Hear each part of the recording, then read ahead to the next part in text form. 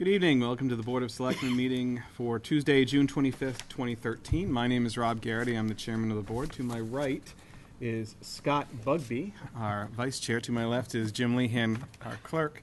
We're joined by Jack Hathaway, town administrator, and Marion Harrington, our executive assistant. Good evening, everybody. I must inform you, those of you watching and those of you here, that we are video and audio taped. So, Mr. Hathaway, can you read the agenda? Be happy to. Meeting of June 25th, 2013 of the Norfolk Board of Selectmen. First order of business, we have a flammable license hearing from Rocco Realty 2 LLC, 242 Dedham Street, followed by a budget discussion with Chief Coleman Bushnell. Then we have Mr. Bakanowski in for Energy SRAC form, followed by the Town Administrator report, action items, discussion item about the anaerobic digester proposal from the Commonwealth, acceptance of minutes, and executive session to discuss strategy with respect to collective bargaining.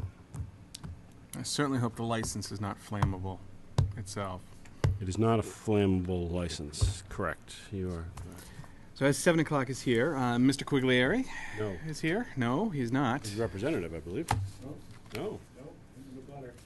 Yeah, there we go. 0 for 2. Well, Mr. Clerk, can you read the... I'm the clerk. It's okay. Even though you just said that. It's going great already. All right, folks, I'm working without a net. Mr. Clerk, can you read the... Hold on, wait a minute. Hold on. Clerk is on the left, over here. You know, we need little signs on this side. What would you like me to read, Mr. Chairman? Open the hearing. Hearing notice? Yeah, public hearing notice. I have a copy. The Norfolk Board of Selectmen Licensing Board for the Town of Norfolk hereby gives notice that a public hearing will be held under the provisions of Mass General Law, Chapter 148, Section 13, on Tuesday, June 25th, 2013, at 7 p.m. in the Norfolk Town Hall, Meeting Room 124, 1 Liberty Lane, Norfolk, Mass. 202056 on the application of Rocco Realty, I believe that is 2, or the second, LLC of Walpole, Massachusetts, to store underground 24,000 gallons of gasoline on premise located at 242 Dedham Street, Norfolk, Massachusetts. From the Norfolk Board of Selectmen, Mr. Garrity, Chairman, Mr. Bugby, Vice Chairman, Mr. Lehan, Clerk. Thank you, Mr. Lehan. You're welcome, Mr. Garrity. So the hearing's been opened. We don't have the proponent with us. Marion, did we have any conversations with him that he wasn't coming? Mr. Chair, if I may. Yes, Chief Bushnell. Grab the microphone, Cole. Or come up. You know. Hey, why come don't you on. come on up? First of all, I beg the board's indulgence that I'm not really working, so there go the shorts, but I You did got the bring shirt, though. Yeah. You're always working, Cole. As You're I said. always on call. We know that. my shots. You're making me blush again. I spoke with Mr. Gagliari last week. He said that family commitment was going to take him from the community, wouldn't be here this evening. He did indicate that he was going to have representation present. We spoke at length about the project as such. I had the opportunity to speak before the planning board regarding the overall project. What he's planned to do at this point is to go with 2 12,000-gallon underground storage tanks. There'll be double-walled tanks to protect against leakage, obviously leak detection in place. His installation will somewhat mirror what we have at Daly Service Station. Daly's has 3 8,000s, and then as I said, this will be 2 12,000-gallon tanks that will be installed on the property. The request for the license is really a first step as the developer moves forward. License is required for him to continue in the permitting process as he moves forward for the self-serve gas station, and that requires not only a permit generated by the fire department, but also requires sign-off by the state fire marshal's office. And before he obviously gets to that point, he has to have licensure for that location. Mm-hmm. Okay. Did you have any concerns with... No, the technology today. I mean, when I first started in the business in the late '70s, I mean, obviously everyone remembers the problems with single wall steel tanks and tank failures, and I know there were situations here in Norfolk involving such problems.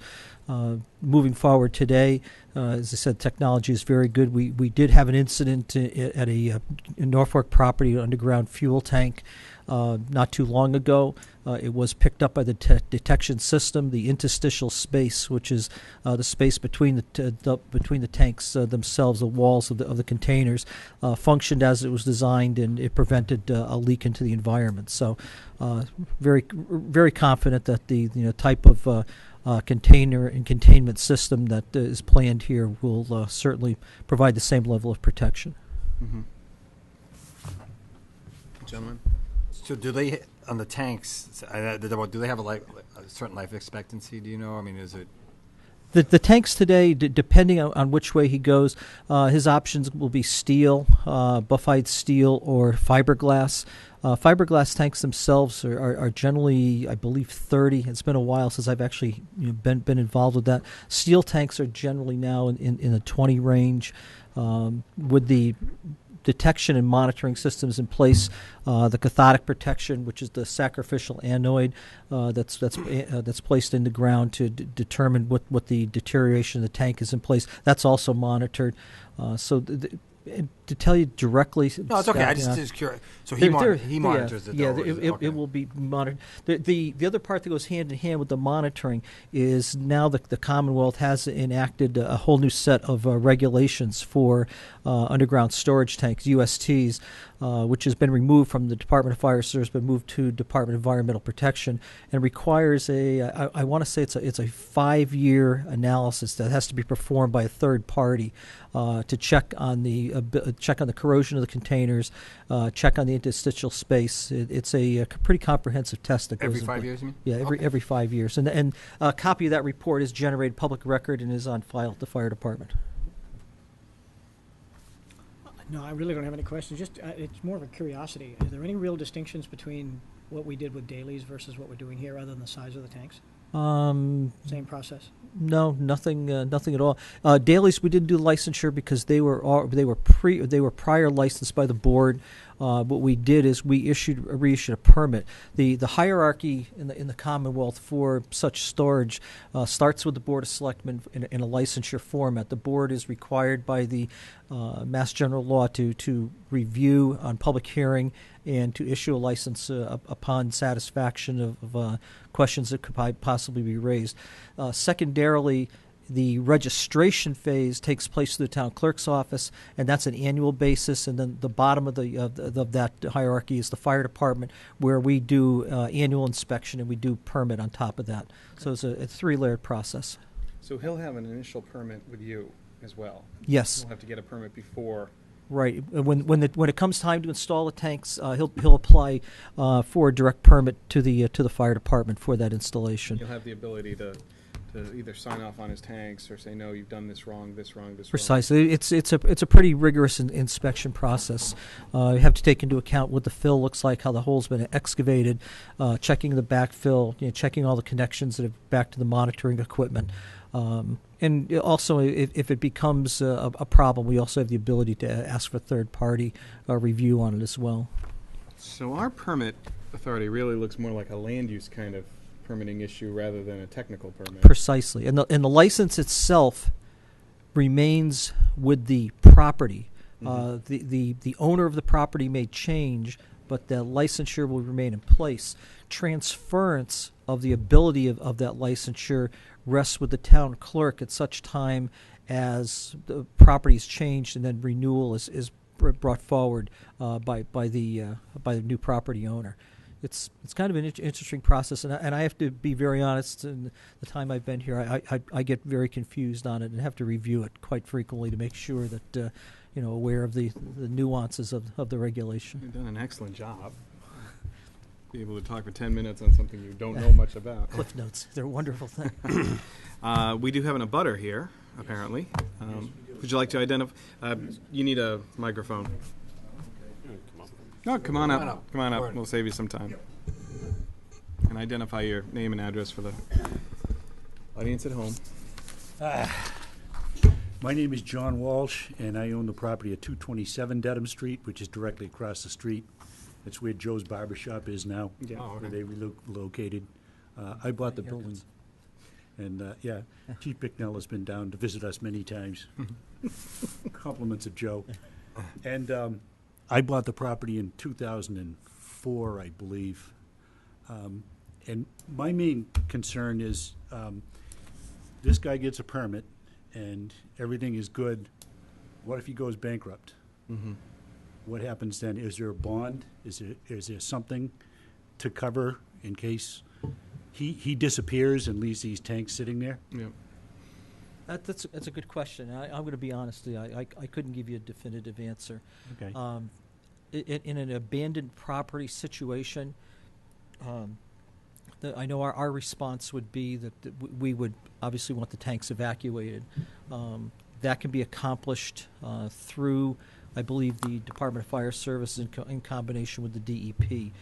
We can exercise emergency order if the property is abandoned with no ability for billing. That can be handled under the hazardous materials regs in the Commonwealth. What that would do is basically the town would end up with a lien on that property to recoup any costs that go hand in hand with that. Either it would be the town or the state, depending on how that process would move forward. Is the UST fund still in effect? It's supposed to be, but as I understand it, it's no longer funded.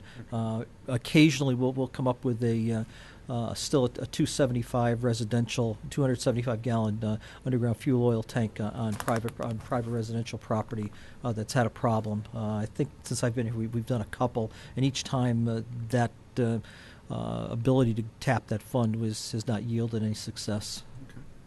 That's really That's a good question. I think there are a couple of different things that could play out there. Yeah. One, the town could actually end up with it on tax title. Not probably the most desirable of options, but obviously if it's abandoned, he's not paying his taxes, then the town would eventually have to take it over and sell it. And if we sold it, it would be a condition of whoever bought it to clean it up. We had, the only experience that I know of that we've had in town happened up here, At right on the Cliffs. corner of Boardman, and the new property owner was required to mitigate that. Yep. So one way or the other, it's going to get cleaned up. But it's a good question. Yeah. My property's directly across the street. As a matter of fact, that's the property where the 1A sign is there. Yep. But I own all the way over to where the next building over there, that Sullivan's whole or- lot. Okay. So, and it's all downhill from Yeah. where he's going to put the tanks in. Right, so you're worried in case it leaks or something Oh, like that? yeah. Sure, yeah. So I was concerned about the bond and the containment field. Is there some kind of containment field? Now, you're saying it's a double-wall It's tank? double walled. Yeah. In today, I mean, anything obviously is possible, but with today's technology that's out there for tanks, it would require a truly catastrophic failure for any material to leak from the containment. As I said, the systems that are used, and Vetter-Root is the vendor or manufacturer name of most of the systems that are out there, are very, very sensitive. In the tank that we had that did fail in the interstitial space, it was picked up immediately. We've seen some false alarm situations where condensation may collect in the interstitial space, and that alarm sounds. And that's a good thing because it allows the vendors to have someone come in and re-vacuum the interstitial space, reestablish the vacuum in there to contain it. As I said, it would really take a truly catastrophic failure to get material, outside that containment. But as far as secondary containment, no, it's a primary containment situation. Okay, and my hearing is not No what it problem. used to be, so I didn't quite hear Interesting about question. the lifespan of the Yeah, I don't have a tanks. problem with issuing it. Yeah, I think, It's a shame as I that said, I'm shooting from the hip here, but I want to say it's 20. But as I said, there's a requirement now with Commonwealth that the tank be inspected independently by a third party. And I believe that's every 5 years. Okay. It could be 3, but I believe it's every 5. After Daly's, for instance, we did the renovation work there. A component of that because was work that was performed, they were required to have a third-party vendor come in, review the installation, and ensure it was tight at that Okay. point. All right. Any other concerns, Mr. Walsh? That's it.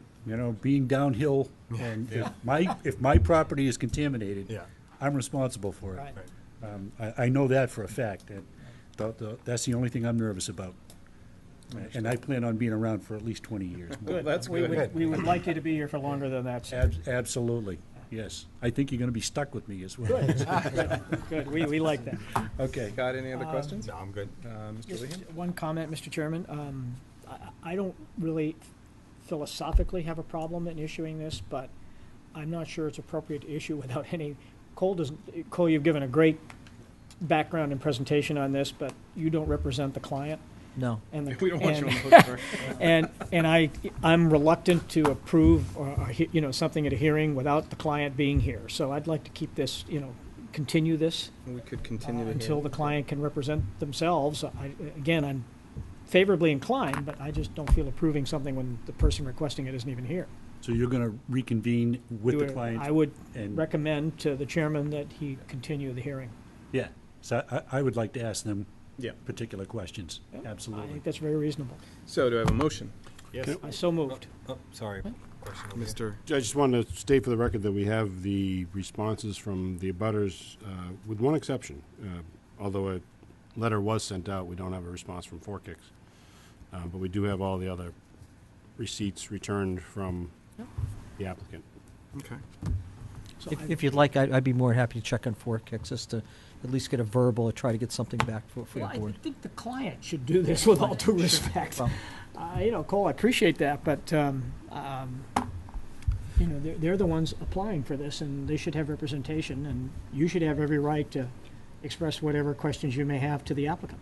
So the motion's been made to continue the hearing. Do I have a second? Second. All those in favor say aye. Aye. Opposed, no. The ayes have it. Let's continue. So the I'll hearing. receive a notice when it You will, comes sir. back around Yep, again? yep. Absolutely. Thank you.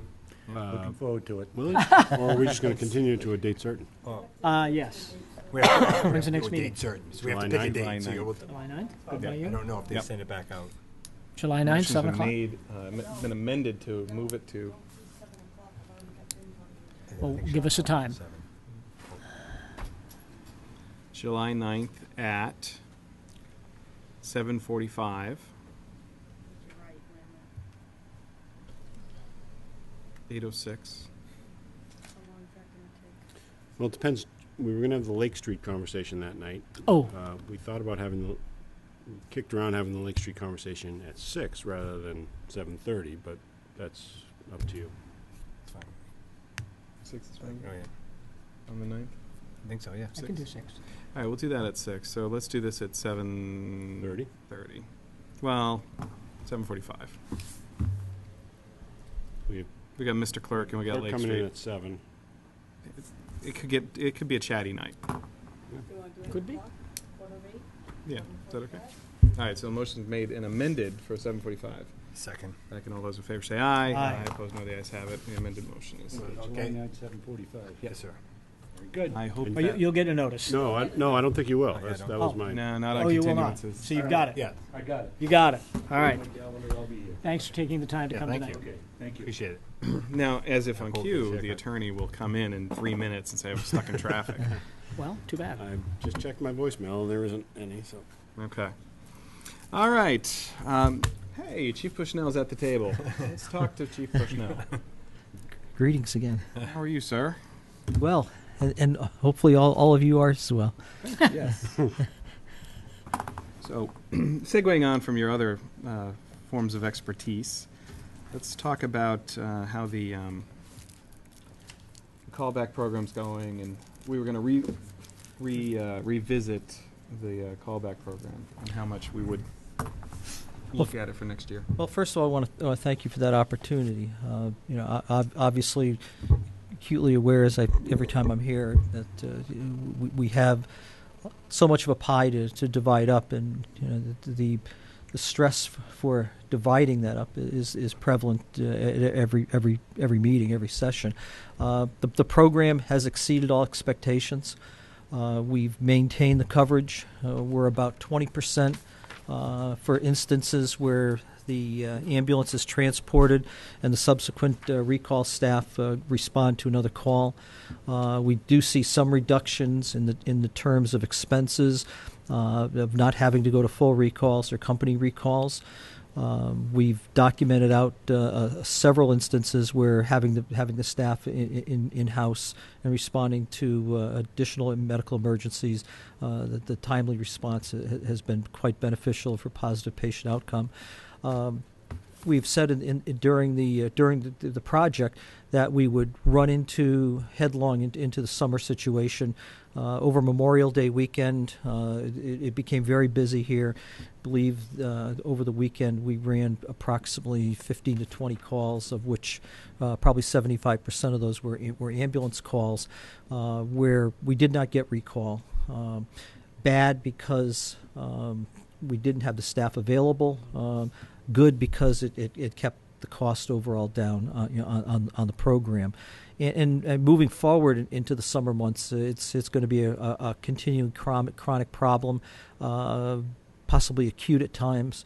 But once we get through the summer period, we hope to see that turn around. We've discussed some different strategies with the rank and file, both the career and call, to see what we have for availability, and to try to work around that somewhat. It is difficult because obviously we can't have a mandatory recall system. We've had some discussions. We put some feelers out to the State Fire Chiefs Association. The Fire Chiefs Association respond. We had about 10 responses from fire chiefs, not only from this area but from the western part of the Commonwealth, and they all said basically the same thing, that you can do it, but there's a lot of overtime issues accompanied with it.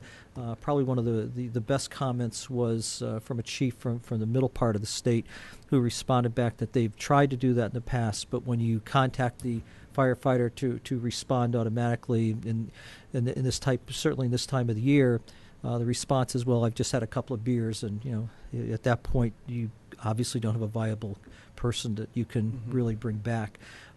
So those types of things that we did see.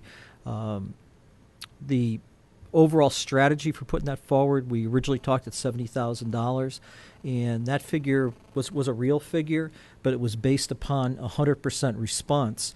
And after the first 3 months of running the program, you can see where the instances come up where you don't have a response of 2 people, or you just have 1, which lessens the impact. After the budget session was done, had several meetings with Jim and reran the numbers, and the real number comes out to just around $50,000. And in the conversations with Jim on this, we talked about that what would be the fiscal number that could conceivably make the program work, and would we be willing to lock ourselves in.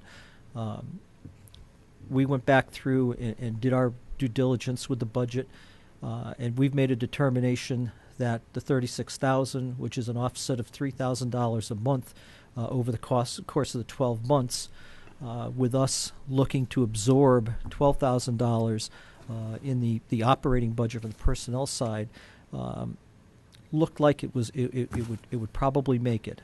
We feel a good level of confidence. We provided a number of caveats to that from the standpoint of how we think that would work out. Obviously, the summer months right now are bearing fruition. That the number that we looked at, that 36, will probably hold fairly true. And the overall number of transports that we're having, again, run in that 525 annual number. So we do have some sound basis to work off of.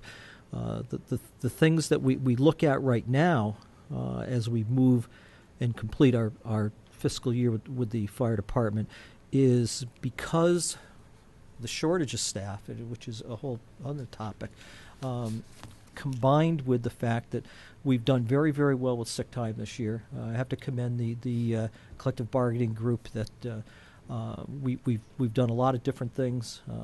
We've accommodated some people that have been perhaps under the weather, that we've brought them in and put them really in the trailer if they feel like they were able to continue to work, that they've worked in that fashion.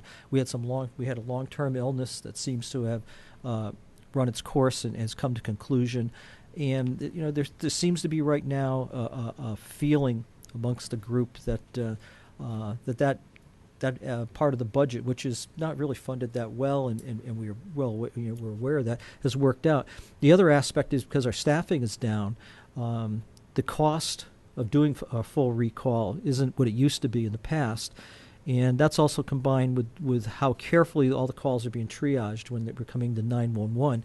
I mean, obviously, we go to the region, we're going to lose that capability, and we're going to have to develop a strategy to keep that in place. But the shift officers and those firefighters who work out of grade, again, and I've talked about this a number of times with the board, are very, very conscious of ensuring that we're only sending out a number of people that we feel are needed to handle that incident. And we've always talked, for a long time about this, but in Norfolk, we feel our magic number is 3. Engine goes out staffed with 3. One other person responds, whether it's myself or the deputy chief, and that accomplishes our 4 to initiate any fire suppression that we need to do. So, bring the conversation full circle. I think we've exceeded all expectations. I think the strategy was tried and true. I think we've said this before, the cooperation and being a collaborative, working with the collective bargaining group, and taking the recall from 3 hours to 2 hours has been very good. We have not seen probably more than a handful of incidents where the ambulance has been out for a longer period of time. That would only involve going to Boston during peak hours or Providence in those situations. So we're right in there. And again, a lot of it has to go to the people that are on these calls, going to transport in the hospital, that we're not dallying in our turnaround time. So we get the ambulance out, we get the ambulance back, and it's like an esprit de corps with the group that no one wants to hang up the other response people, particularly at 2-3 o'clock in the morning. That they're coming back, and that's been across the board. Whether the calls are at 9 in the morning or 3 o'clock in the morning, it's a fairly consistent response. If the staff are available, they come out. But as I said, we are running headlong, obviously, into the summer season, which we'll gut it out as we go until September.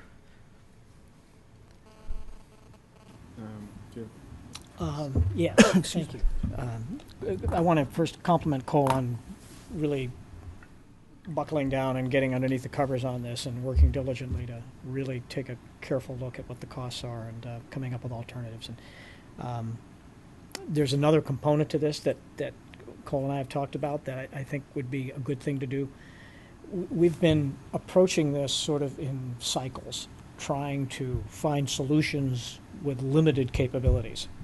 And to Cole's credit, we've managed to fill those voids. But what what Cole and I have talked about, and I mentioned it to Jack and share with the board, is that we would like to sort of take. First, I'm supportive of the recommendation, number one.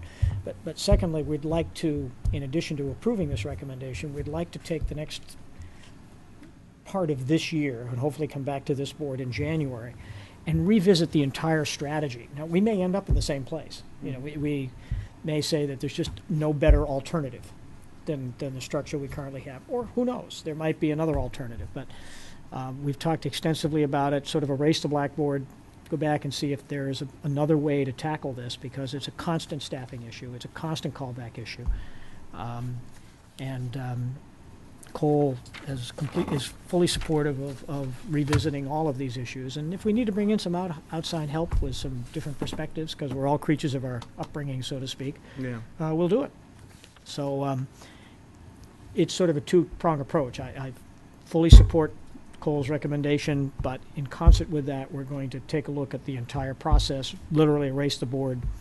I've suggested that Jack and even Scott Bragdon, get involved. And as the liaison, I'll work with Cole as well, and we'll hopefully come back to the board with a recommendation. As I say, it may be that we're at the only viable alternative, but we're going to take a fresh look at whether or not that's the case. I think it's interesting, too, to note that 9 years ago it was Jack and Jim who served on that first group, along with then Lieutenant Petruchik, to put together the ALS program, put together the business plan for the ALS program. And I really think it's imperative that we do a complete systems analysis of what it is that we do, how we're delivering our services. There's no downside. There's absolutely no downside to downside. this. I mean, it's something that's needed, and I think it will provide for us some sound ability to make judgments and decisions moving forward. I mean, we can continue kicking around the ball of personnel, of whether we look at hiring people, or whether we look at putting more call people on, whether we look at provisional people, and that aside, I think of all the myriad of reports that I filed with the board starting in 2005 when we first talked about the level of acceptable risk. I think we're in concert with that level of acceptable risk as we move through all these dilemmas in terms of staffing, that it really refine that and find out where we are. I mean, the board seems to be very satisfied that we talk in terms of 3. We've now reached the 3 minimum staffing 24/7, which is a tremendous milestone in the history of the Norfolk Fire Department and the community. But we need to really see, what happens down the road. I mean, certainly after, I'm gone, there needs to be a firm foundation in place as to, where the department continues to grow or how the department continues to operate. And growth, I use that term very cautiously. I feel very, very strongly that the staffing that we have is a staffing that we'll see for a long period of time, barring truly any real development. Again, we work with truly undefined commercial center. We don't have a limited access highway, and we don't have a healthcare center. And with those 3 variables not on the table, and I've said this before many times, our call volume is pretty much in a plane and will increase somewhat incrementally based upon the overall population of the town. So you've seen in the annual reports our call volume doesn't increase, and it fluctuates somewhat, but it doesn't truly increase that much. I mean, we still haven't hit the 2,000 call a year barrier. So I appreciate the conversation, and Jim and I have talked long and hard on this topic, and there's a number of elements that go hand in hand, and I look forward enthusiastically to being part of that process. Scott? So what was your recommendation? I guess I'm confused about I know what we're talking about. What was as Jim was saying, he endorsed your recommendation? It was 36. 36. Okay. This would have to be a town meeting transfer, Jack. Fall. Yep. Yeah, are you going to be able to, are we going to have 36K of room? We'll have to find it somewhere. I mean, it'll be a challenge, but You want to have free cash certified by then. we should. It should be certified in October, usually, isn't it? October? Julie's been October. Yeah. Okay. Definitely by fall town meeting. All right. She'll have it submitted in August, if not September 15th. I think the board, too, will be pleasantly surprised to see what comes back from the fire department on the personnel side. I mean, Jack and I have had some conversations. He's spoken with the deputy chief as well, and again, that goes hand in hand with the staffing issue not being there, and it lessens the impact along with the sick time situation. So we went without the transfer. We never enacted the transfer that was originally put down to run this program, which I really commend the people that work down there, that we didn't need that. And moving forward, we're going to work on making sure that there's money coming back here. So we're still playing a little bit of roulette, though, with the callbacks, because they're not getting filled. Yeah, and get in the that increase. we have right now. We have just about 5 months to look at, and the numbers in terms of dollars, the numbers are right there. We're in pretty good shape in terms of numbers of dollars, and the roulette will certainly come into play in terms of personnel. If we were to remain static in terms of our staffing, I don't think I would venture to guess that we would not see much change in the demand for dollars to staff, and that number will only be affected by additional staffing, coming on the department, call or otherwise. I think that's the only way that we would see that, because you look at the issues that we have from each member's social life and family life. We have members now with young families, that type of thing. So their demand outside the station is certainly more than the demand inside, and And that drives whether or not they're available during the off hours, their off-duty hours. Call people that are predominantly the same way. All right. So the recommendation, may I, Mr. Chairman, is to continue the program to be funded not to exceed $36,000 for fiscal year 2014. Is that right, Cole? Yes, it is. And that we're going to revisit, which isn't part of any motion, but that we're going to Yeah. take a look at everything. So I will move. When are we going to take a look at it? Before fall town meeting, or? Well, I think possibly. I mean, we kind of said the first of the year, but fall town meeting's pretty close to that, and December doesn't have. Why don't we shoot for fall town meeting? Perfect. Let's do that. Perfect. Good suggestion, Mr. Chairman. Okay. So I will move to approve the callback strategy to be funded for fiscal year 2014, not to exceed $36,000. Second. Motion's made and seconded. All those in favor say aye. Aye. Opposed, no? Okay. I would certainly like to personally extend my thanks to the board. You know the passion that I have when involved in doing this, and certainly having this ability enables me to disappear from Norfolk for periods of time and know that everything's well under control. So thank you very much. I've never noticed your passion, Cole. Thanks, Jack. He has to find the money. What were you guys doing yesterday morning? I wasn't here. Oh, okay. There was, I disappeared. There was a call, and then there was a second truck went out. Yeah, it seems like lately when one call comes in, the other one's not too far behind. Yeah. It's been amazing. It's sounded like a fire truck call. It sounded like the engine. It didn't sound like. the Rescue 2, the new ambulance was out of service for a warranty problem. The Rescue 1 ran, and then the engine was staffed by the oncoming shift, and they handled the call pending the arrival of a mutual aid ambulance. I think is how that one went down. Thank you, Cole. You said, and Seth is going to, no, Kevin is going to, Kevin Brady leaves next week for the Fire Academy, 9 weeks. We're very enthusiastic from the standpoint that the Fire Chiefs Association of Massachusetts, working in cooperation with the Mass Fire Academy, has reduced the program from 12 weeks to 9 weeks. And we could not be happier. The candidate will come out with all the certifications needed. They'll come out for Certified Firefighter 1 and 2, hazmat operations level, so we lose nothing in transit. The program is now going to be every 3 weeks. They're going to be starting a new academy, so they're going to be running a modular program.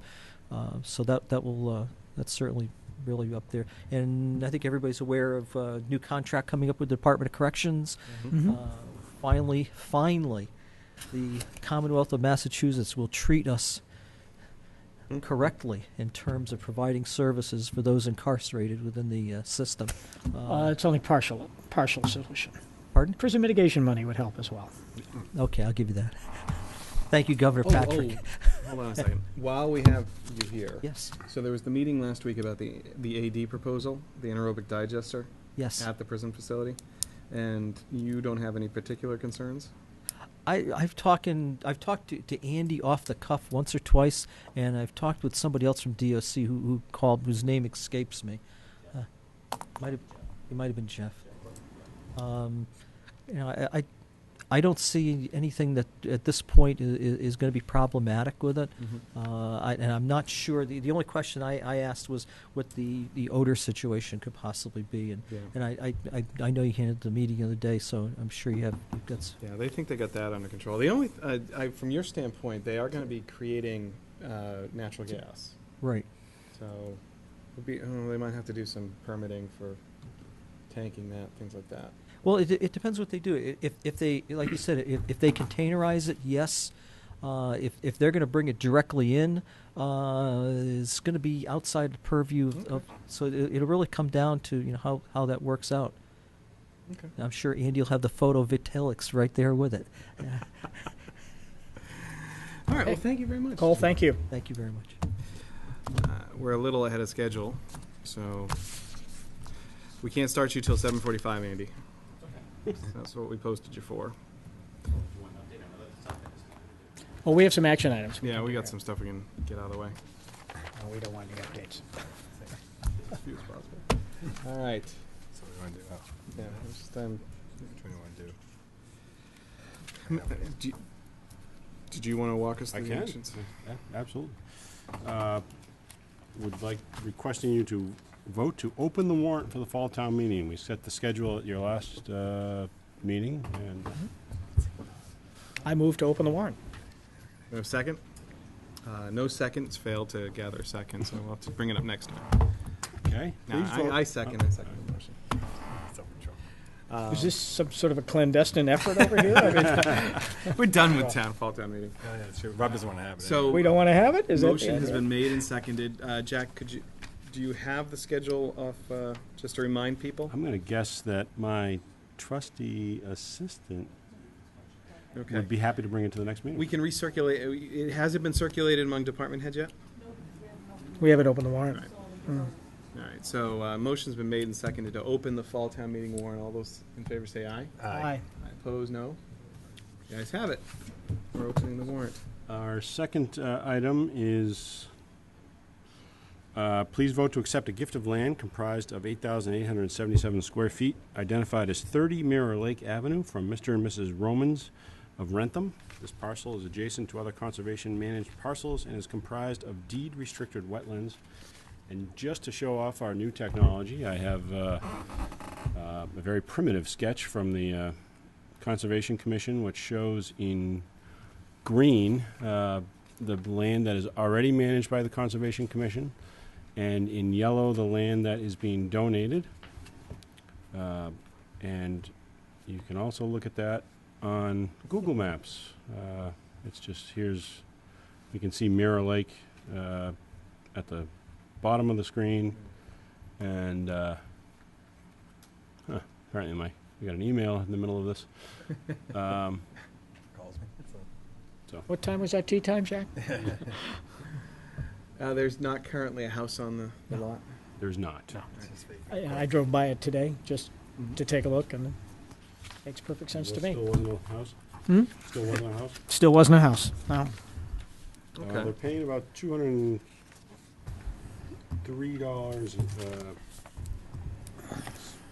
so about $400 annually in taxes on this parcel. So we'll lose out on that revenue, but otherwise it seems like a relatively useless piece of property and fits nicely with the conservation land that's already there. So.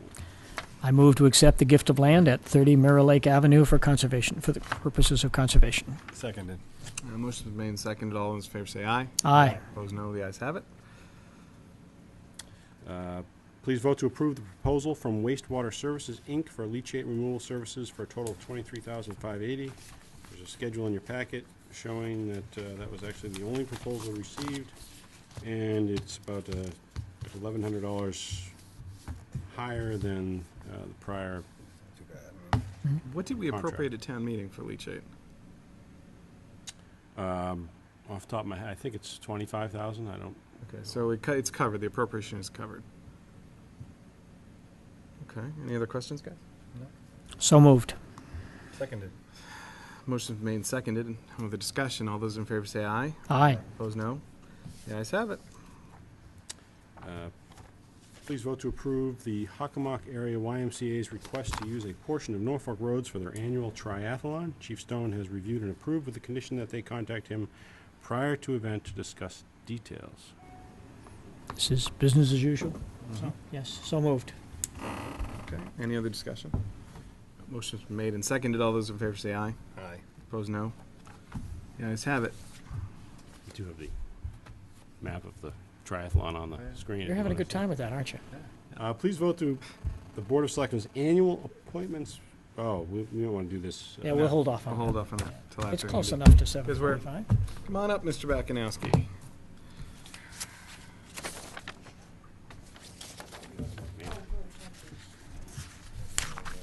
So you have two purposes in coming before us tonight.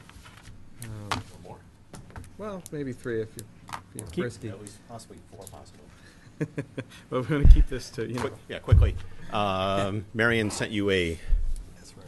bizarre spreadsheet, 8 pages. Not very environmental of you. I can happily say if you print out in landscape, it's only 4. I can also tell you that that form has changed as of Friday after I sent it, so I need to get a new one. What that is that actually is the reason why it's set up that way. Everything's done electronically, and this is basically that form is the the form is set up by the Department of Energy Resources. We got it. So they can incorporate attributes of the solar system on the school into the big, the big spreadsheet. That's thousands and thousands of systems that are available for SRAC credits. We have the ability to get into there, and to put it bluntly, the commission has not been, the system on the school has not been commissioned properly. However, since the people I've been talking with, and I've already done 10 of these, they're basically saying, does it appear to be running okay? I think it is. I'm going to say I think it is with probably 99% certainty, but there's some stuff that I personally would like to go look at with Ron Bain so we can come to a conclusion. So you're generating it. We're generating power, yeah. To date, right now, it's 36 megawatt hours. Since it went live in August, scheduled to do 54 megawatt hours. I mean, my house uses, I don't know, what about just under a megawatt hour a year. So Are the recs going for 400 plus? right now they're in the 200s, but what's happening?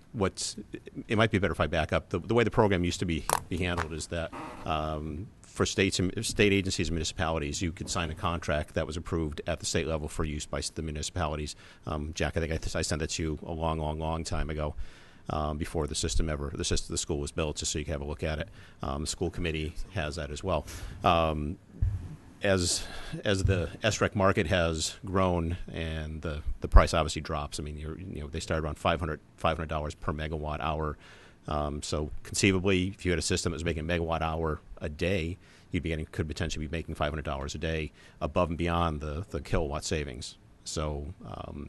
To give you a comparison, the PV system at Bay State Correctional, which is an 80 kilowatt system, since its life and since it was first turned on, has made a little over $180,000 in SRECs alone, not including the cost, the electricity savings. So it's almost, you're basically getting paid at that time. You're getting paid almost 3 to 5 times higher than the retail rate. So, but right now, because the market has gone down a little bit because it's starting to get saturated, but also the renewable portfolio standard that the DOER is trying to bump up the standard from 15% to 20% to 25% up to 30% eventually over the next coming years. It's going to drive the market back up again. The SRECs can be handled immediately. They can be sat on for up to 2 years now, which is a change since we started doing this. Before, they would say every 3 months you have to make sure you get rid of them. There's countless ways of doing the SREC thing. You can either go it alone, you can hire a third party, you can have an aggregator, which is what we do now. In October, though, I'm taking a course where I'll be doing that for the DOC, so I'm going to volunteer my services to be able to do the schools as well, because it's simply a case of just getting the password set up and what's one more line on a 8-page spreadsheet. So tonight, though, we're formally approving basically the school's ability to go out and sell these SRECs. If that's I mean, we are ready to go. Unfortunately, the form I sent you has to be updated. It's actually a little more contact information. Jack's name will be on there. The Board of Selectmen will be a point of contact, and then the primary. One of the primary reasons for here is that I'm going to put Jack down as the primary contact, but eventually this board should probably consider, if you so decide, when I start doing the stuff for the DOC, if you want to include me as being a contact on there. Mm-hmm. That's so do you need a vote this evening on this? No, I think it's more just to think about, because the course isn't going to be available until October. Okay. So, I mean, you got, this is probably unusual that you get this many months' notice of things. So you guys have generated 36 megawatt hours. Yeah. So you got 36 SRECs, more or less. 36. It's about 3. It was around 280, 300 during that time period. Yeah. So. Well, you haven't sold them yet, have you? No, nothing's been because that form we've been, right, as Jack knows from the school building meetings, of trying to get these guys to commit is when the system would be commissioned. What were you estimating for the year? Somewhere in the $20,000 range. Okay. So I think originally when the SRAC market first came out, I mean, we're in the $30,000 range simply, but they've gone. It's dropped. I mean, we were seeing as high as $560 a megawatt hour. Now you're down half that. Yeah. Well, the ACP has dropped as well too. That's correct. So the revenue, though, a lot of revenue has to become general fund revenue. Mm-hmm. Yep. This revenue, is this to the school or is this general fund revenue for us? Unless there's some special legislation, which I don't think there is, it would become general fund revenue. Yeah, that, And we'll have to Subject to appropriate town back meeting if that's appropriation. the. that was always my understanding. What we do with our SRAC, just so you know, is that we tie that into our repayment of our bonds. That we have two sets of bonds for zero interest bonds for the first phase. The second phase is 3.5%. We're basically making our $80,000 annual payment for the 0% bonds, but the 3% bond, we are basically doubling our payment every year using the SREC, and we have a target we have to hit in order to cover that. And obviously, it makes sense to pay down the interest. So we'll be done with those. We'll be done with a 20-year bond in 7 years at the rate we're going. We could definitely do that. I mean, we could lower the impact of, the DE one, which is the, How much was the school total? uh, Yeah. $200 and something thousand a year in interest. More. Principal.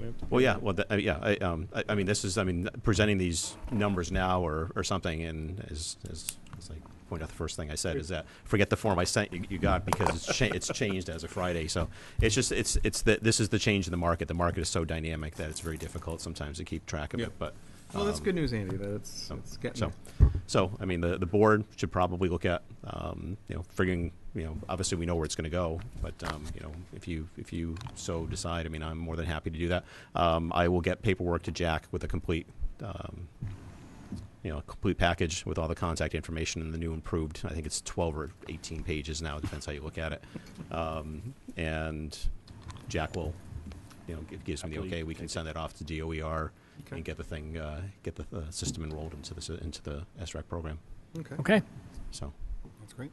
You had other stuff. item 2, Sure. energy. Unless there are any other questions about. is it on the agenda? Energy. No, energy. No, we had energy appointments because you were going to talk about that. We are going to have energy appointments. We'll have those later. Yes. So, And Bill Belling is no. Yeah, I was just going to say that Bill is Okay. not interested anymore. Yeah. Well, he's actually doing a project in Kansas, right? Yeah. So He's pretty much out of town a lot. pocket. Yeah, and then Tom Curry and Lynn are still interested Yep. and active. Okay. Yes, they are. And while I have you here, on the agenda, we have a talk about anaerobic digester, and Andy was present at the meeting, so it'd be fortuitous to use Andy while he's here to talk about that, if there's Great no idea. objection. No? So let's, do you want to, What is it? for the, What's the concept? The concept? the 2-minute, yeah. 2-minute for concept? The folks at home, Actually, well- basically. These guys know. No, I so was going to just- say, we know the concept. Yeah, the construction of an anaerobic digestion plant behind MCI Norfolk at the area we call the Oval. There's currently occupied by 6 dilapidated buildings that Cole has been pleading with us to get down because they are not only are safety hazards but also attractive nuisances.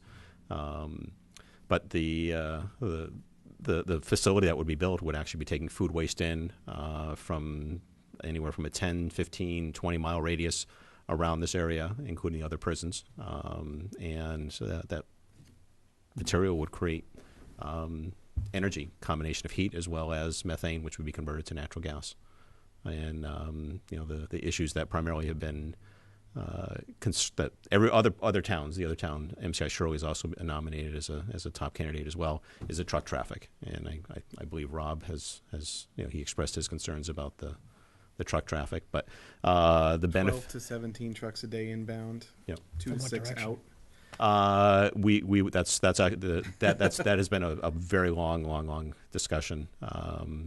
During the various weekly phone calls, it would not be coming through the center of town. It would be coming through basically the trucking routes. So that would be from 195 Route 1, and that would be directed.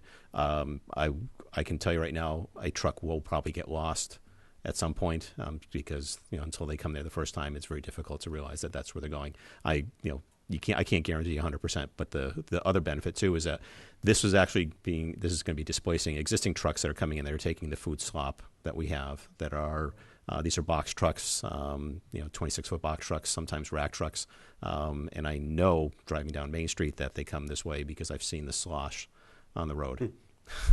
So when we had a meeting at the Aggie in Walpole, the state folks were there, and the health agent from Walpole was there, and Andy and I were there from Norfolk. And, well, Andy had his 2 hats on, his Department of Correction hat on as well. I made it very clear to them that I didn't think it was in their interest to try to run articulated trucks through the roundabout, particularly since we have a police force which is very comfortable writing people tickets for driving on those bricks, and they wouldn't want their 12 trips a day ticketed. So it was in their best interest to run them up 1A and in on, what's it called? It's Main Winter Street. Street. But Well, Winter Street to Clark Street to Main Street. Yeah, Winter Clark to Main. Infamous Winter Street. Yep. So move them in that way. Which Walpole won't be happy about. We've had many Well, discussions about Winter Street.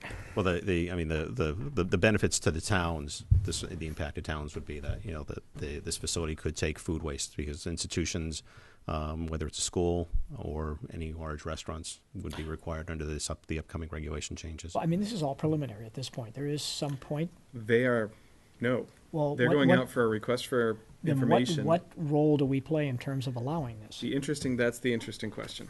This is the I'll call it the $62,000 question. It's the opinion by the DCAM attorneys indicated that the town really has no zoning. However, once you leave the facility, what goes out on the public roads, that's where the town will get involved. So the Reader's Digest condensed version is that you just don't have the town only has to be concerned about truck traffic, and that's the So our only I understand these are all good discussions and all of that, Yeah. but the only real say we have in this process is the flow of traffic. Maybe not. Well, that's what I'm asking. maybe there's other things that are still being explored, whether because this would be constructed by a third party. The question is, are we looking at a tax? Are we looking at a pilot? Are we looking at Real estate tax. If I can summarize the meeting, and I know none of you were Is this here. going to be run by a third party? This would be run by a third party. Then as why well. wouldn't there be a tax? Well, the interesting thing is that the Shirley meeting, the chairman from their energy committee, the town of Shirley's energy committee, because where it's cited, Lancaster and Shirley would be impacted. When that was brought up during the slides and explaining, he goes, we want a pilot on this. And his reasons is that because the $20 million, this could be potentially a $20 million project, and when you look at the tax levy, and also sitting on add that to levy in year 1. I understand. And then but the value of the facility declines, and that tax burden's still on the Yeah. But essentially, there could be a negative effect depending how DOR looks at the impact to the tax levy and whether they're going to roll that in, and are we looking at 2.5% based on what? John Needs and I have had discussions about these PPAs constantly, and there's people are coming up with so many different ideas and all different new ideas, and Who gets to make that decision? That's why it could be negotiated. But who gets? There's always someone involved in representing the parties to make a decision. Well, I think what's going to end Is up it the Board of Assessors? Combination of the assessors and the It's combination of the assessors, the selectmen. It could be even town meeting. I mean, the pilot, the only pilot agreement we have right now is with Caritas, Right. And that We'd have to go town meeting if we had a pilot. So No, I know that, but I mean, yeah, so that's who negotiates, Andy? I'm going to say there's probably at least 7 parties I can think of. What could kill the deal? What could kill this whole project is simply the financials don't work. So let's back up a step. First of all, the permitting issue is not clear. Right? Yep. This is a private use on state land. And Yep. if you look at the tax statute, that's when we get sovereignty back, when it's a private use on state land. So I think an argument could be made about the permitting the same way. So Joyce Frank has been dinged on this and asked what the deal is. She hasn't responded yet. Okay. They are in a watershed protection zone. And I didn't have a chance to look at the zoning bylaw again. Yeah. But if they're in a watershed protection, remember we ran into the issue of car wash allowed in a watershed protection. An anaerobic digester, that doesn't, I don't remember that in the use table. The people in the state thought they saw an allowance for energy production facilities in our watershed protection zones, but I don't remember reading that when I was on the zoning board. So, and that could be a tricky thing if we claim we have permitting sovereignty on this. Now, the problem is, in my eyes, is they are hell-bent for leather. So they're going out with an RFI this month, they said, in June, with a potential RFP in July, asking for proposals from folks. the RFI could push that RFP back. I mean, we at the DOC, and because I've been, I pulled a lot of the information together that was given to the consultants, and since I'm not really supposed to be speaking on behalf of the DOC, but realistically, there are still a lot of work to be done. The schedule is very aggressive. Yeah, they think they're going to get construction going next spring. The finances, this is a purely financial project. The Jordan Farm anaerobic digester, which is actually a successful project. They had a 300 kilowatt cogeneration unit, and they were collecting heat, not only heating the barns as well as the process, but also all the electricity it's used. I mean, it's thousands of cattle that are out there. Most of the waste that they're getting is cow manure, but they do get trucks 3 to 5 a day. Whether it's salad dressing waste or ice cream waste, it's all it's a very simplistic process, which is good. The odors, it's a cow farm. And really, Anyways, I don't have that. but even so, because they do collect the waste so quickly, it's not your tip. It's not. Heat up in the sun. Yeah, you don't. Driving. I've been to plenty of cow farms, and if you've ever been out to the Central Valley of California, the Coleman slaughter yards, which you can smell it 20 miles away, not like this. You drive up and you get a whiff of the manure when you're near the barns. It's the facility's going to be about 1,000 feet from the nearest home. And depending on there are two different kinds of anaerobic digesters. One's a wet one, one's a dry one. The dry ones can use grass clippings in addition to restaurant and food waste. Yep. The wet ones don't. But they're usually under a negative atmosphere scenario. So the trucks drive in and no air escapes because there's negative air pressure. So it should not be an odor impact. There shouldn't be a visual impact because you really can't see anything. In the oval, it's covered with, it's surrounded with trees, and they're not proposing Noise, expanding. Noise. The soundproof. The soundproofing. All of this is great conversation. Are you going to stay close to this and Yes. monitor So this? the next step is to hear back from Joyce, All right. and then once we hear if we even have any sovereignty here on permitting, then we have to enter into a conversation with the state, and they know I went and threw down the permitting issue as being important. Also threw down the financial issues as Okay. something All but right. they know and the folks who are running it are actually pretty straight shooter people. Yeah. Greg Cooper, I worked with for years, so All right. I know these people. I have faith. Yeah. So, Trust but verify. but We'll see. Okay. but that's it's the schedule is very aggressive. I have my. Why they want to be As so long aggressive? as we have representation, that's all I care about. It's Well, just that- partly because in 2015 is when the regulation changes are coming in, and they want to have this available. That's the So- oval. That roundish area with no trees around it. Right there? Yeah. Right there. Yep. Yeah, there's a roadway they would come in off the west side. Depending on what Joyce says, we might want to, at the next meeting, officially appoint a bunch of people to be, not a bunch, but appoint some folks to be part of the Norfolk negotiating team. Okay. Well, let's see what she says. All right. Great. They're also probably trying to beat the Franklin one in. Yeah, well, There's that's part of the financial things because that was actually part of the fatal flaw analysis to see if there was competing endeavors in the area, in the one in Franklin, simply because if if it's so large and the food stock or the stock of the feed stock is so great, if it's sucking up, everybody else except for the DOC, that The interesting thing is starting in 2014, is that when the bans start? 2015. 2015. They're going to start banning organic matter from landfills. So it's not phasing in for individual homeowners at that point, but at that time, It's institutional. So this is like colleges, universities, schools, municipalities that have the ability to do waste segregation. From the perspective of, I've talked with Paul Vito. I said, well, if you could take out your food waste, and I've seen the dumpsters and the roll-offs and the compactors. Stuff that goes in there. I know what I throw in there. We have a compost bin in our house too, but there's still stuff that I can't put in. But these anaerobic digesters can take meat. They can take fat. They love ice cream. It's just it's sort of the catch-all. The byproduct is something that the town or anybody else could use for fertilizer or mix it in with a compost. I mean, the town's compost is a great product. I mean, that's what we grow. That's our entire vegetable garden. Gold.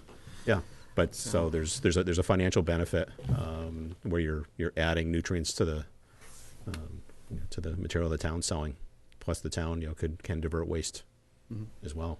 So we are paying attention to this. Yeah, my primary concern, I understand it conceptually, and not to the degree that you folks do, I suppose, but my major concern is that the town is represented in the process, that we make sure that whatever benefits are available to us and whatever leverages there are available to us, that we take advantage of. I mean, we had basically, I don't want to put words in anyone's mouth, but I thought they had basically agreed that our road exclusions would be in their RFP. Yep. And so that that's off the table, the traffic problem for the center of town. There were pretty prescribed routes that they could come in, but obviously someone's We'll get lost. there's going to be that lost.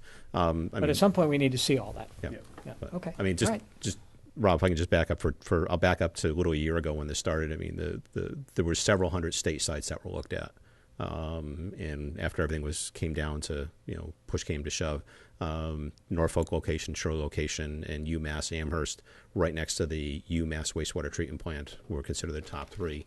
There's a candidate. There's several candidates after that, but because of either security risks or I'm not going to say aesthetic issues, but just basically logistical issues that actually killed those sites. I mean, they are feasible, they are practical to build there, but the question is how many phone calls can someone take in a day from someone complaining about a buzz or a noise or something like that? It just was proximity to anything. Understand. There's the water issue is somewhat related to this because this would require some more water capacity for them. The process requires a bit of water. So while I was there, I had a brief conversation with the super. Gary, yep. Yeah, with the super from MCI Norfolk, again about the possibility of talking about solving our mutual water problems. Okay. So, and he said that's above my pay grade, but. Yeah, exactly. So at least the conversation. I mean that was the politically correct. All right. Thank you. Okay. Thanks, Andy. I know it's on the agenda. Can I just give a quick update on the school? I was giving the chairman a hard time. Can I just give Retribution. just a quick update on the HOD playground equipment? It's down. Oh yeah, I heard you and your son deserve a lot of credit for that. Well, I Saw you at the dump. Well, I landfill. got Transfer station. Station. I had a Landfill where we transfer. logistical issue, but the fencing isn't down because we encountered quite a few hornets that built. Yeah, so there's if you go out there now, you'll see one pole still sitting there that we sprayed, and hopefully it'll be done. But we'll get it done. We'll get the rest of the fence down. But everything else is marked. Toby was out there with pictures and stuff like that, and now we know why you could hear thumps when you'd walk over certain areas because the way they put the playground equipment in, I guess they kind of shoehorned it in where the sewer line comes in. But yeah, it's down. I do expect to be basically getting a check back to the school to donate for the playground equipment through the recycling of the metal. So I'm not quite sure what that's going to be. That's right. Yeah, but so.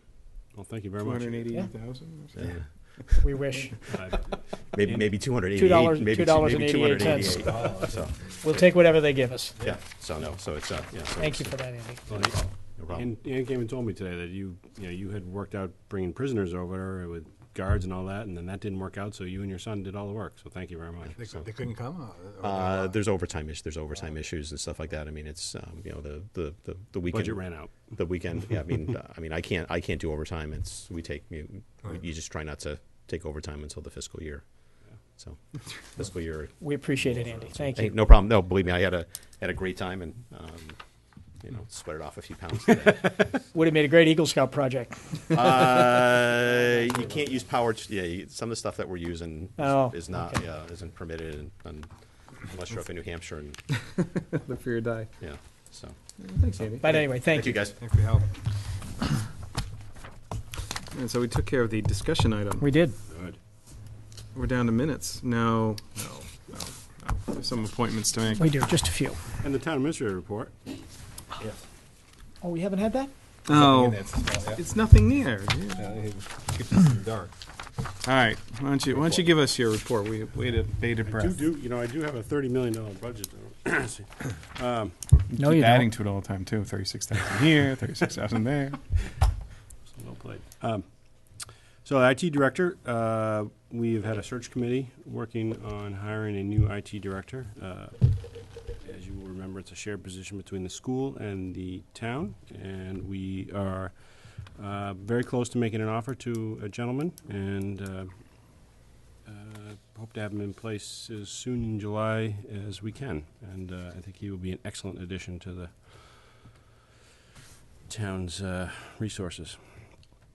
Jim and I attended a meeting last week with the project manager, architect, and general contractor, along with a couple of members of the school building committee and assorted folks. We're trying to resolve the issues related to the delays around finishing the project, really the fields and the parking lots that are on Boardman Street. We're having a follow-up meeting to that tomorrow morning at 8 o'clock, and hope to have some resolution. It certainly, I think, Jim, I think, would agree with me that it was a very frustrating meeting, listening to the communication breakdowns all over the place.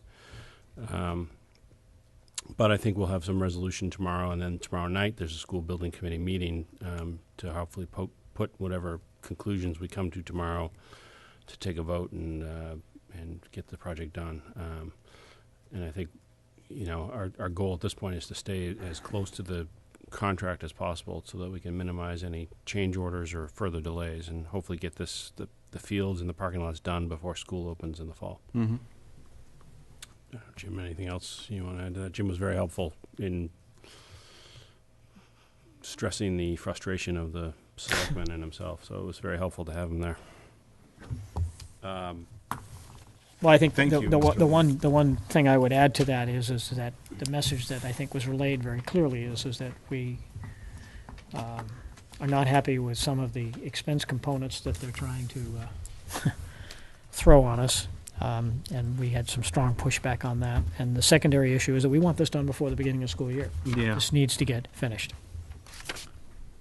Yes, it does. and we do expect those answers tomorrow. So.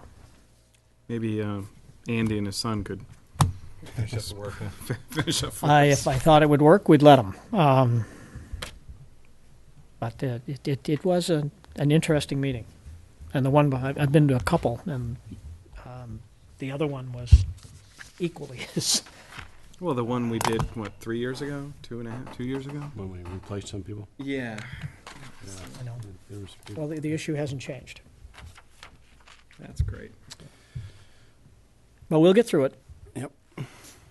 And I keep, and I'm sure you guys hear it too, I keep getting a lot of positive feedback on the actual school itself and the facilities that are there. There's still landscaping around the entire complex that needs to be completed, and we expressed that frustration that needs to get done, and they said they would do that as they finished the fields. But I think people are overall very happy with the school itself. Mr. Bragdon has reported that he has finished renewing and I actually signed it today, renewing the building and liability insurance. Last year we paid out $220,000, and next year we will pay out $215,000. So between a slight increase, but then a number of credits that Scott was able to get us for programs and training and safety and other things that, along with he got the trailer for us for the Department of Public Works. So we're actually saving money, and we'll save about $5,000 next year over the current year. So I told him I'm very Good news. excited about next year. How much did we appropriate for that? 230, 235, somewhere in that area. So we've got a little Just money there. just to- enough to Yeah, I was cover gonna the say. callback strategy. A third of it, yeah. And then there is, I talked to Neil Cross. Yeah, Neil Cross is a member of the insurance committee that I talked to today. Again, put in a ton of time on this and very helpful. And he reminded me that we would, in the fall, also when we do our workers' comp audit, he fully expects that we'll get money back when they look at our actual payrolls compared to what we've estimated, because we're always conservative when we give them our estimates on the increases. We tell them they're a little more than they actually are, just so that we don't fall short. So could be even a little more savings. So all good news there. I had a gentleman come into my office the other day, and he called and sent me some pictures too, talking about Hill Street. And I've been working on this with the DPW, and I think I've talked to a couple of you about it.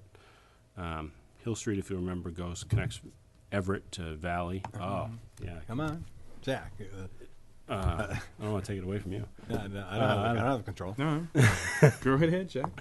I'm putting up the wrong thing. Something inappropriate. Sorry, man. Look. Here, I'll get it up. The concerns he has are really threefold. He lives on Everett Street, so the traffic on Everett Street is frustrating, and I know you know that issue all too well. And I talked to him about that, and he didn't attend the meetings from a couple of years ago when we ended up putting up the stop signs at the intersection of Hill and Everett and the other intersection farther down.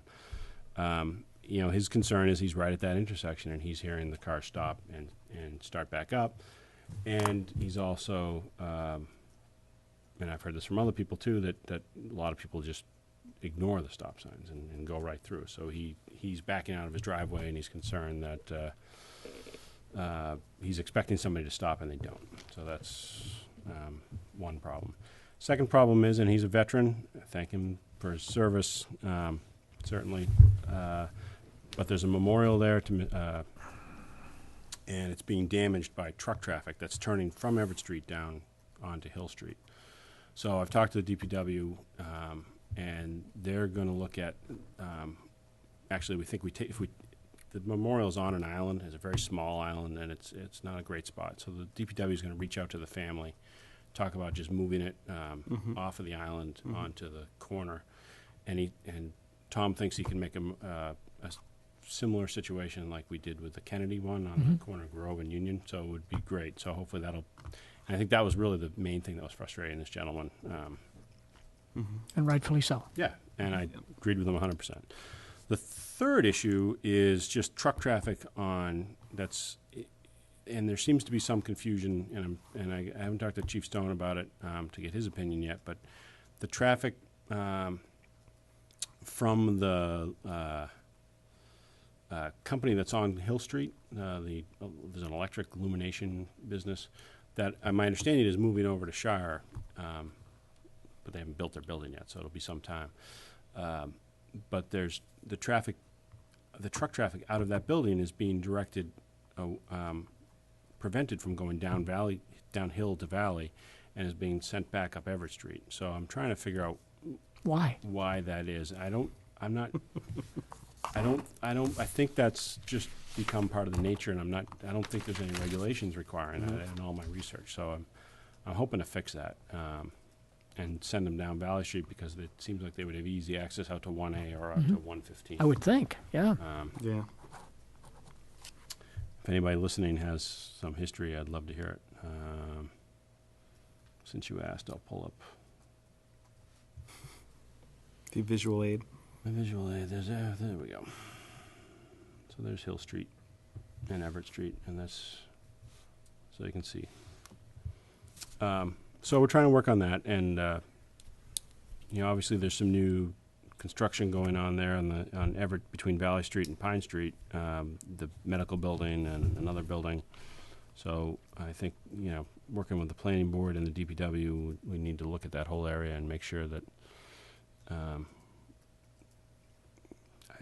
I can't fathom why they're going up to Hill Street and trying to take that corner on Everett Street. I did talk to John Carroll, and he said that occasionally they've had problems with big trucks going down Everett Street with GPS problems, and they are just making a mess of that intersection with Hill Street, and particularly where the Veterans Memorial is. And they've had problems with trucks, and they have to go up there and help them work out of the situation. So, Okay. so we're working on that, and Tom is keeping in touch with the person who came into my office. So. Okay. I have the KP, the KP budget. Received the official copy from the treasurer this week, so you're welcome to that. be anything different than what we are aware of, but it shows you all the differences. Shows you all the impacts on each of the three towns. Also has the capital budget in there, which is the debt. Shows you their excess and deficiency that they voted to use so far, which was $37,000.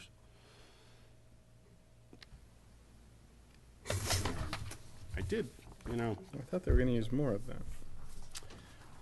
I called. I thought so too. I called Paul Schaefer, the business manager, and he said no. This was always the number that they talked about. They do have about. They 400. think they're going to have 400 or so. I thought they were going to use like 200, but or it was on some paper there. And this is just a little analysis I did, just because some of the things that always will all stick out in my mind. I put the base, or the kind of the operating budget along with the capital, the total. Gave you the enrollments there, percentage of enrollees per town. We're at 33.8%. Plainville's 25.7%. Rentham is 40%. The operating budget is that's where that number is driven by the enrollment, but also factors in the minimum local contribution, which is calculated by the state. So that's why that's where our number shoots up to 37%, even though we have only 33% of the students. Mm-hmm. The capital each year is driven by the current year's enrollment.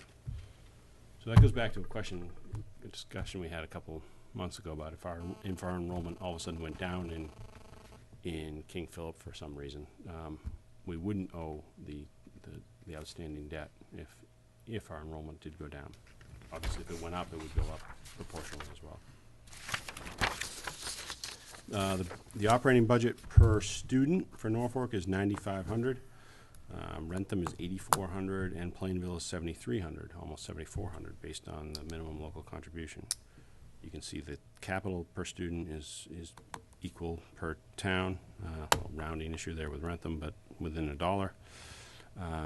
The total per student is $10,700 for Norfolk, $9,500 for Rentham, and $8,500 for Plainville. Now, if I tried to equalize that, we'd have a savings of $756,000.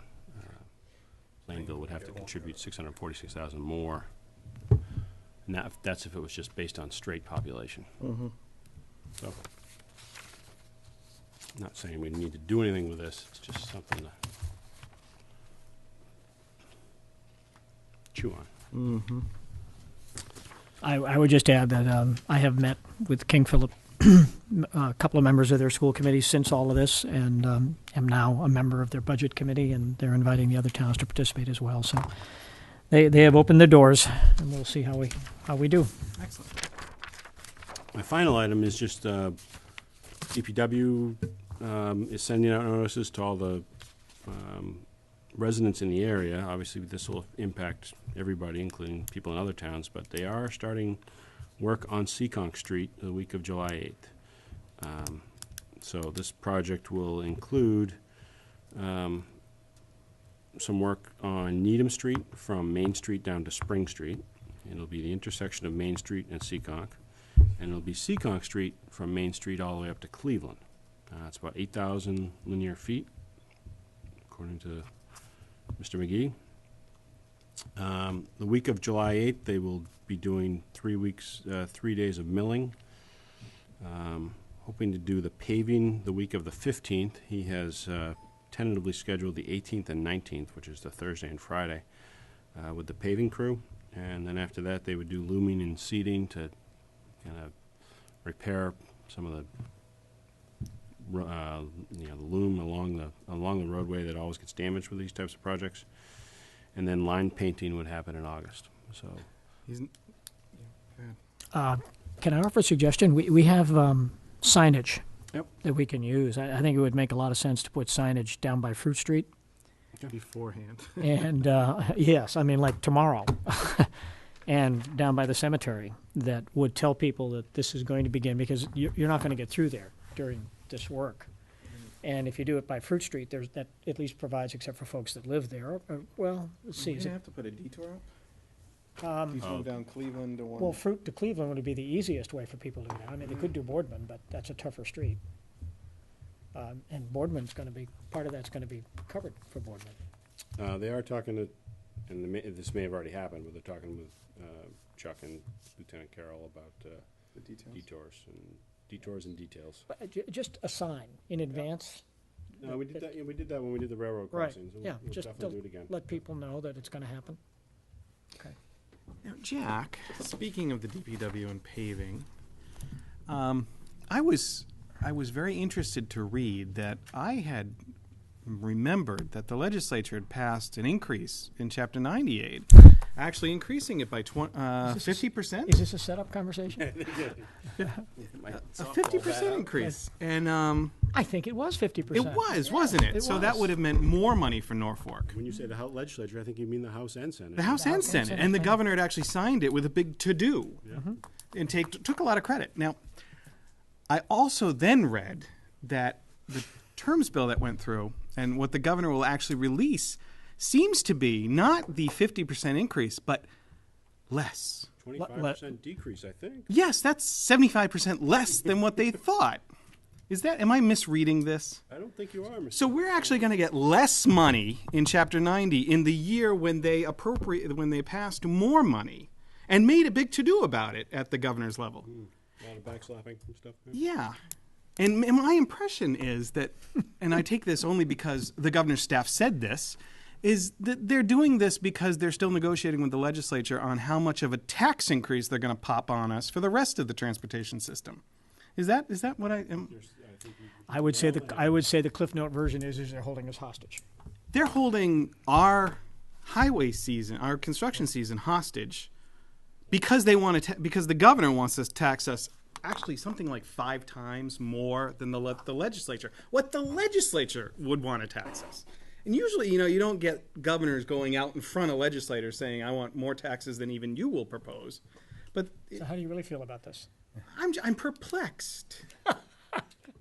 There was an article in the Chronicle, and I'm pretty sure North Attleboro had some pretty strong comments about this, and one of the selectmen called it criminally dangerous what the governor is doing. Well, it's not criminal by any stretch of the No, imagination. I mean, we can get into moral considerations, I think, but it's not criminal. I mean, he's obviously playing politics. He's leveraging his opportunities to try and get the tax increases he wants through the legislature in order to release these funds. yeah. And 1.9 billion. the problem is that he's holding us hostage during the one time of the year when we can use the funding. And do I something. mean, if this belabors and ends up being in the fall, I mean, we're losing the prime time to utilize these funds to fix our roads. And So Chapter 90 it's- isn't even funded in from the same source That's that the correct, it's transportation not. funding he's That's going correct, after. it's not. It's a bond-funded program, entirely different. It's unfortunate. So what are you suggesting, Rob? Oh, no, I just wanted to make sure that I was clear on what I was hearing. Okay. And What can we do to help? the multitudes that watch us. We can complain. There you go. We can complain. I had the pleasure of working for not only like Bill Weld, but also Mitt Romney. So I know from lame duck governors when I seen them. But this governor, it's not, that's so disrespectful to say this guy, the governor is very clear that he is not interested in running again in Massachusetts. He already said he's not. He seems to be governing as if he doesn't really, Care about the state. well, at least not the municipalities and the concerns that we have trying to run our little town. But it's very disappointing. I just want to make sure I'd seen the right things. You have read the right articles. Thank you, Yeah. Mr. Affleck. You're welcome. All right, what else? Appointments. That's all I have. Appointments. We will be doing an incomplete list of the appointments tonight as we haven't heard back from some of the committees involved. But we have enough to start on anyway. Capital Outlay Committee. Are these all 3-year, Marion? Can you indicate which ones are 3 versus? Next is a 1 year. Capital outlay is 1 year, isn't it? Capital outlay is either 2 or 3. I think it's staggered, some are 2 and some Holy are 3. cow. I need to look. Okay. So I can't put a term on some of these. No, but I can look them up and put this on. Do you want me to go through these? I move to appoint Paul Cochran, Christopher Allen to the Capital Outlay Committee, terms to be determined. Second. Motion made and seconded. All those in favor say aye. Aye. Opposed, no. The ayes have it. Community Preservation Committee, I would recommend we defer, as we have not heard back from the chair, and have not heard from one of the members at this point, so I would suggest we defer that. Okay. Conservation Commission, I move to appoint Patrick Toohey and Michelle Loria, I believe that's correct, for 3-year terms, expiring in 2016. Second. Motion made and seconded. All those in favor say aye. Aye. Opposed, no. The ayes have it. To Ellen Friedman, who was up for reappointment this year and is not pursuing it, just want to thank her for her service to the Concom. Yep. And her continued service. She's a wildlife specialist and has been doing a lot of work with turtles. Oh, okay. That's Ellen's big thing. Corrections Advisory Committee, I believe those are 3-year. Corrections advisor's a year. 1 year. 1 year? Okay. I move to appoint Kevin Roach and Gail Anderson to the Corrections Advisory Committee, terms to expire fiscal year 2014. Motion's been made and seconded. Second. There you go. All those in favor say aye. Aye. Opposed, no. The ayes have it. Why don't we just say for the appropriate term? Is that okay with you? All right. Sure. Council on Aging, I move to appoint William Outwater, Barbara Phillips, Elizabeth Valley for the appropriate terms. Second. And one more, Charlotte Fishner, Oh, sorry. a new one. Okay, it's not on my list. The footnote down right below it, Oh, sorry. just because she's a new person. Did not see it. Is it a full term or is it to fill? The appropriate term would be. It's a full term. They Okay. have vacancy for a while. Charlotte, forgive me. I did not see that. Second. Second. Motion's been made and seconded. All those in favor say aye. Aye. Opposed, no. The ayes have it. On the Cultural Council, I move to appoint Madeline Bulger, Robin Wesserman. Oh, we have not heard. All right, well, then we'll say Madeline Bulger at this point in time. Term to be Second. determined. Motion's been made and seconded. All those Nope. in favor say aye. Opposed, no. The ayes have it. And to Now. Janice Conklin, thank you very much for your service on that as well. You doing okay? Great job. You're ahead of me. Thank you. Design Review Board, I move to appoint David J. Lapointe to the appropriate term. Second. Motion's been made and seconded. All those in favor say aye. Aye. Aye. Opposed, no. The ayes have it. Scott, you want to take the next page? Sure. It's longer than the one I have. Yeah, I was just going to say. All right. I move to appoint the following folks to the Economic Development Committee for term to be determined. Or is it? Yeah, determined. Appropriate Anne Marie Battistone, Gregory Merlis, Robert Nicodemus, and Lori Scholl. Now, Second. this is a joint appointment with the Planning Board. Our appointments have been made and seconded. All those in favor say aye. Aye. Aye. Opposed, no. The ayes have it. I want to thank Walter Byron for his long service to the EDC, and now he continues to serve Norfolk on the Planning Board, and William Haddad for his EDC service. Okay, continuing, I move that we appoint Thomas Currier and Lynn Gillihan to the Energy Committee, term to be determined. And William Bailey? No. No? Okay, Do I have a second? second. Motion's been made and seconded. All those in favor say aye. Aye. Aye. Opposed, no. The ayes have it. I move that we appoint Sandra Paquette and Betsy Pine and Chris Cleverland to the Historical Commission, term to be Let determined. me ask you to hold on Chris, just because she hasn't confirmed back in an email. She expressed interest, but I Okay. just say hold. So, okay, I amend a motion to approve to be Sandra Paquette and Betsy Pine. Second. Motion's been made and seconded. All those in favor say aye. Aye. Opposed, no. The ayes have it. Deep debt of gratitude to Thelma Rinsky, who is not pursuing reappointment, although I thought she might be interested in being an associate or, okay, excellent.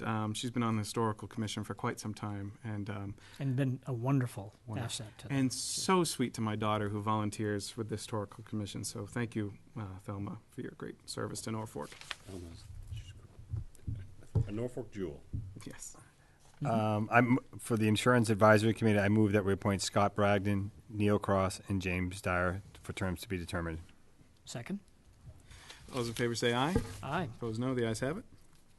For the Municipal Affordable Housing Trust, I move that we appoint William Crump and Mark Henney, terms to be determined.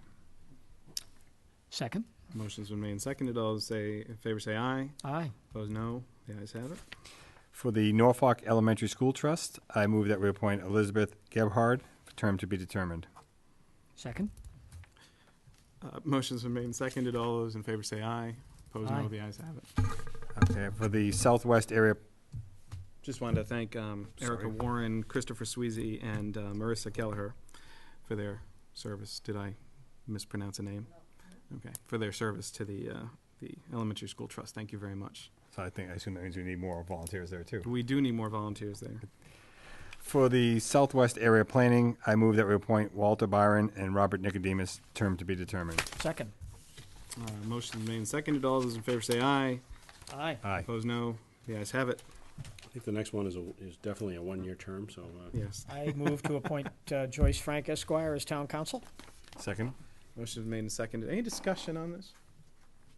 We asked Jack last week. He said he was happy. Motion made and We seconded. could All check those with the in governor, see what he thinks. all those in favor say aye. Aye. Opposed, no. The ayes have it. I move to appoint William Conklin as Veterans Agent for the appropriate term. Seconded, sorry. All those motions made and seconded. All those in favor say aye. Aye. Opposed, no. The ayes have it. And we do owe a debt of gratitude to our co-veterans agent for the last term, who had to resign.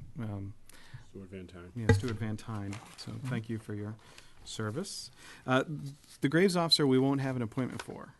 No, but we Need a owe volunteer. him a deep gratitude. We Right. do. John Oliveri. John, you've been a mainstay and serving this community for a long time, not just as a veterans agent, but years on the school committee. He was originally on. He was on the original energy committee, I think. And the DPW committee, yep. he was a killer We, on that committee. We owe you a great debt of gratitude, and we hope you are well. So we need a veteran. Actually, that by statute, this position We has do. to be filled by Yep. a veteran. Mhm. So And we're going to Alright. hold on the ZBA? yes, we haven't heard back from Mike. Okay. So going back to the veterans officer for a second, is anyone of Bob's guys a veteran and lives in Norfolk? Would it be simpler to have an active DPW employee in this position? Off the top of my head, I can't think of any. There are some police officers that are veterans, but I can't think of any DPW guys off the top of my head. There are some young guys that that may have been. Right. Okay. But we will I mean, that's something we've talked about because Tom Benedetti has Yeah, I was wondering. if really Tom- done the job. Yeah, He really lives does. in Rentham, Right. doesn't he? He lives somewhere else. He goes, yeah. Sometimes he's in Franklin, so I don't trust him Let's at all. not go there. Tom's an excellent